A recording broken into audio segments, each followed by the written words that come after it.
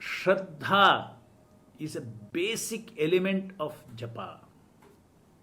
And what does this Shraddha means? Shraddha means this name is non-different from the Lord, even though I am unable to directly taste the chanting and hearing of that pure name because of my sleeping senses. But He is present before me.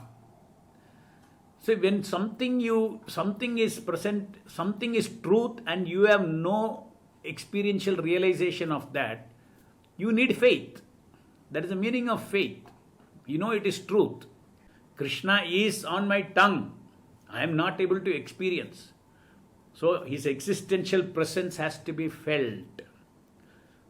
So chanting, hearing and repeating the Shakti Avashanama with faith that this chanting, hearing and tasking of the Shakti Avashanama is being received by the Aprakrita Transcendental Lord Himself.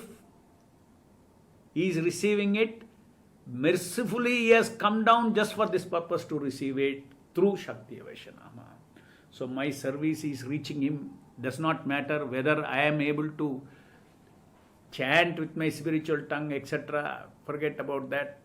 But whatever I am offering with my Shakti, with my Prakrita Indriyas, He is ready to receive it and He is receiving it. That gives us a sense of connection with the Lord.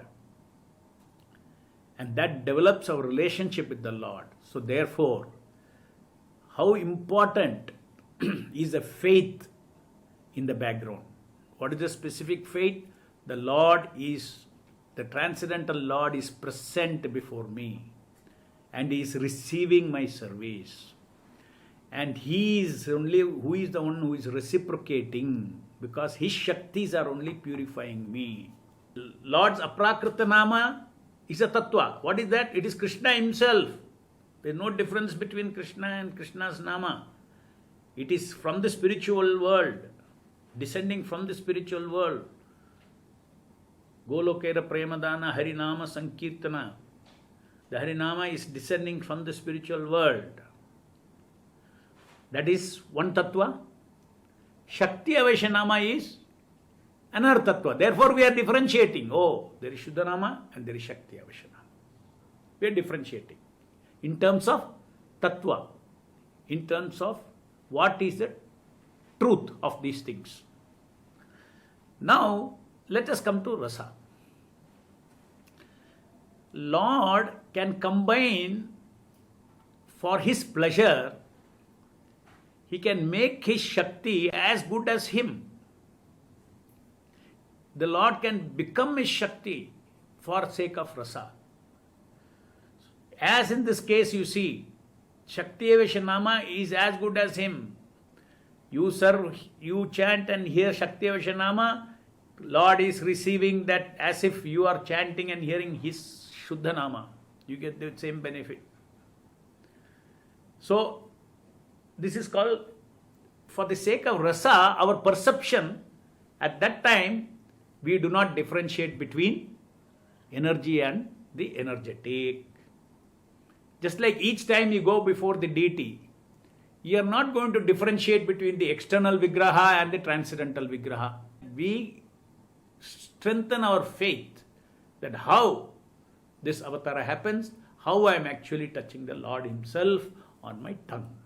So when we say Hare Nama, what is that Hare Nama? The very Nama on my tongue. And you have understood by now that very Nama of the tongue means it's never without the Aprakrita Nama, because He has descended. So Nama Avatara means combination of the transcendental presence of the Lord along with the sound that we produce and hear, which is the Shakti Avesha Nama, into which all the Shakti is infused for my self-purification. Tapomaya Japa, or bringing back the mind from mindless Japa to mindful Japa, is a necessary step we have to do to train our mind. And that I said it takes only 6 months. Because it is just changing the programming, old programming of our mind. But after that, if it has to hold, the attention has to stay there, then you have to have a relationship with the Lord. Your background should be rich with facts, faith and feelings and intention and purpose of this japa. Thinking japa is an old habit. It's an old habit. So I will be talking about it. In fact, this entire soulful japa, the whole challenge of all these modules is finally to stop this thinking japa. Because either you can think or you can hear. Both you cannot do. If you're thinking, your attention is connected to thinking and not to the nama. So you get disconnected.